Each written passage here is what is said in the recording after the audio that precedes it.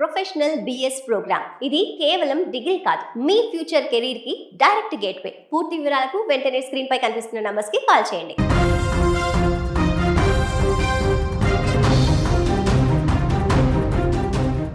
ఎండలు మండిపోయే ఆ మహా ఎడారి ఒకేసారి 50 మందికి పైగా ప్రయాణికులకు మృత్యు కుహరంగా మారింది. ఊహించని సాంకేతిక లోపం, చుట్టూ కిలోమీటర్ల మేర ఇసుక తిన్నెలు వెరసి ఒకే ఒక్క వాహనం మొరాయించడంతో పెద్ద సంఖ్యలో ప్రాణాలు గాల్లో కలిసిపోయాయి.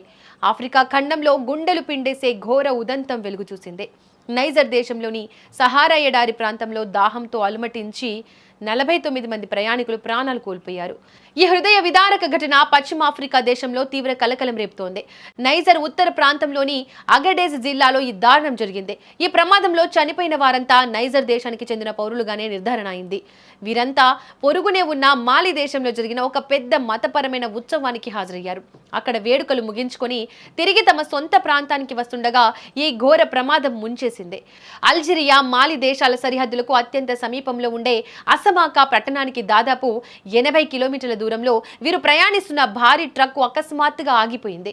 ఇంజిన్ లోపం తలెత్తడంతో డ్రైవర్ వాహనాన్ని ఎంత ప్రయత్నించినా కదిలించలేకపోయాడు. ఎటో చూసినా ఇసుక దిబ్బలు తప్ప మనుషులు సంచరించే ఆనవాళ్లు లేని ఆ కఠినమైన ప్రదేశంలో ప్రయాణికులంతా చిక్కుకుపోయారు.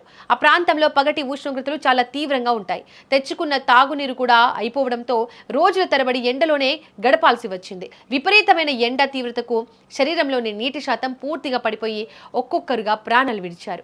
ఈ నరక యాతన నుంచి కేవలం 2 వ్యక్తులు మాత్రమే అద్భుతంగా తప్పించుకోగలిగారు. ఆ 2 బాధితుల ప్రాణాలు చేత పట్టుకుని సుమారు 50 కిలోమీటర్ల దూరం కాలినడకన ఎడారిలోనే ప్రయాణించారు. అలా ఎలాగోలా అసమాక పట్టణానికి చేరుకుని అక్కడి స్థానిక అధికారులకు తాము ఎదుర్కొన్న ఘోర పరిస్థితిని వివరించారు. ఈ సమాచారం అందిన వెంటనే నైజర్ రెస్క్యూ టీమ్స్, ఆర్మీ బలగాలు ప్రత్యేక వాహనాలతో ఘటనా స్థలానికి పరుగులు తీశారు. సహాయక బృందాలు అక్కడికి వెళ్లేసరికి ట్రక్కు లోపల చుట్టుపక్కల మృతదేహాలు దారుణమైన స్థితిలో పడి ఉన్నాయి. ఎడారి ఎండల కారణంగా మృతదేహాలు పూర్తిగా దెబ్బతినడంతో వాటిని నగరాలకు తరలించడం అసాధ్యంగా మారింది. అధికారుల సమక్షంలోనే బాధితులందరినీ అదే ఎడారి ఇసుకలో సామూహికంగా ఖననం చేశారు. ఈ దారుణ ఘటన జరుగుతున్న సమయంలోనే ఆ ప్రాంతానికి సమీపంలో మరో ట్రక్కు కూడా ఇసుకలో చిక్కుకుపోయినట్లు సహాయక బృందాలు గుర్తించాయి.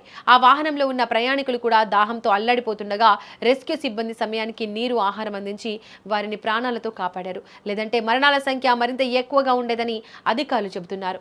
ఉత్తర ఆఫ్రికా మీదుగా ఐరోపా దేశాలకు వెళ్లే వలసదారులకు, స్థానిక వ్యాపారులకు ఈ సహారా ఎడారి మార్గం అత్యంత ప్రమాదకరమైనదిగా మారుతోంది. సరైన రక్షణ చర్యలు లేకుండా ప్రయాణాలు చేయడం వల్లే ఇలాంటి ఘోర విపత్తులు జరుగుతున్నాయని స్థానిక యంత్రాంగం హెచ్చరిస్తోంది.